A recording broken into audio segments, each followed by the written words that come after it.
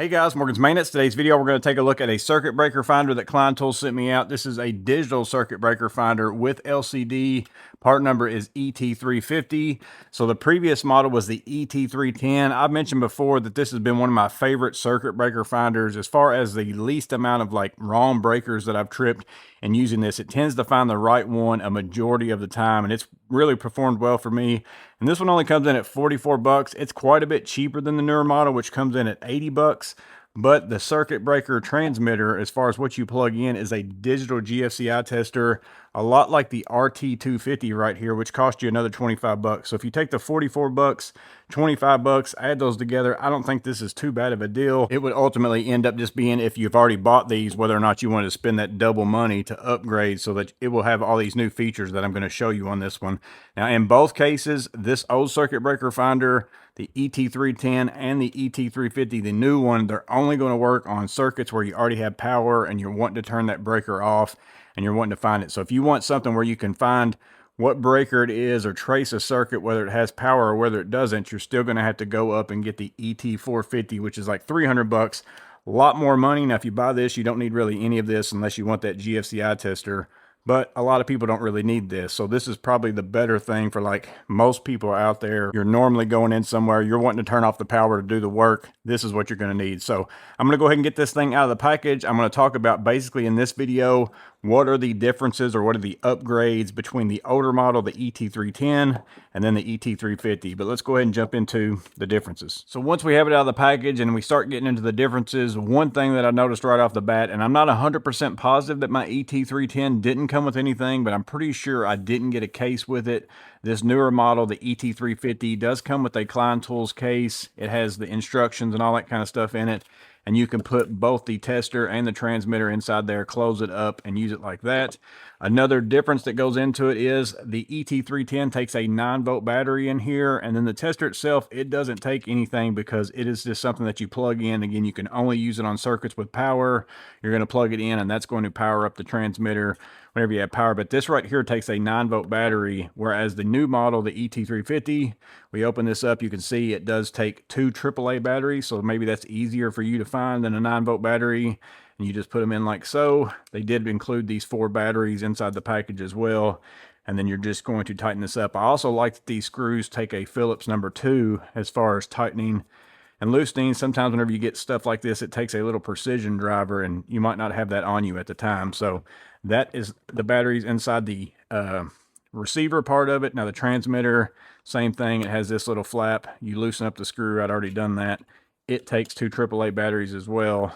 I'm just going to slide those in, put this in. The screw does stay inside of the actual cover, so you don't have to worry about losing that. And again, it takes a Phillips too also. So the batteries are a little bit different. One is the transmitter in the new model actually has to use batteries because it is a digital GFCI tester. So you have a screen, you have a hold feature, which is a great thing. Again, if you don't have this right here and you don't know how it works, this is phenomenal. So that's one of the big differences as we get into it is the transmitter. So this one, just the kind where you plug it up, it's going to give you the lights and the codes. You can still press the button. And as far as test the GFCI, but it's not going to give you any kind of voltage. It's not going to hold it whenever you pull this out of a receptacle.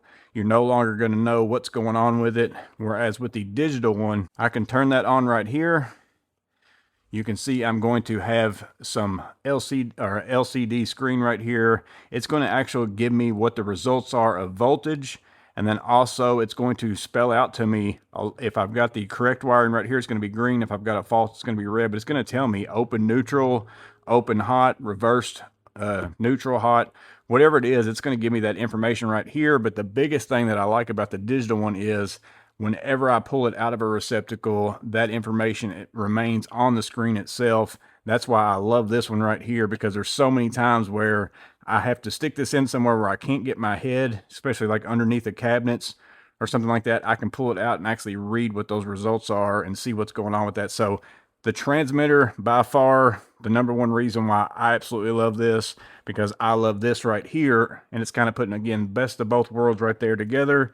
And just like with this one, how this fits into the actual receiver as far as to make it one package You can also do that right here with this new model, the ET350 as well. But the next difference that I noticed, and it might be a minor difference to a lot of people out there, but again, it is a difference, so I'm going to show it to you. I don't know if you can see it on the camera. The grip on this thing has got a texture to it, and it's more of a rubber grip, kind of like a power tool grip in a way, whereas on the older model, it's only right here, and it's a hard plastic. Now, it does have some ribs to help you kind of grip onto it, and to be honest with you, I've never dropped this. I haven't had a problem with it, but I do feel like it is noticeably better. Like they did a much better job on the grip on this newer model. And then other than that, as far as functions go, outside of that GFCI transmitter being that digital GFCI tester, and again, it's a lot like the RT250. If you have one of these, it's essentially, you've got one of these now, except for that is your transmitter.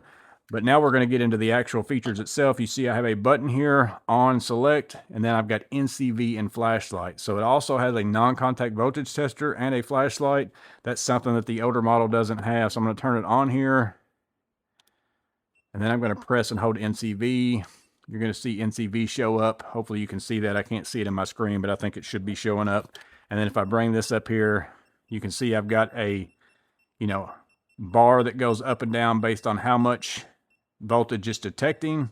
And then also I have some beeping going on to let me know that there is voltage in this cable right here as far as that goes. So that's something that's added on the 350, not on the 310. And then the flashlight right there is on this side. I can press that button and cycle that on and off. So if you're in a room in a panel and the breaker you so happen to turn off turns off the lights in that room, you now have a flashlight, or maybe that room's just dark altogether and you want something to be able to see the panel a little bit better, you now have that option. So that's two differences right there. And then we're going to get into the actual, how does it work?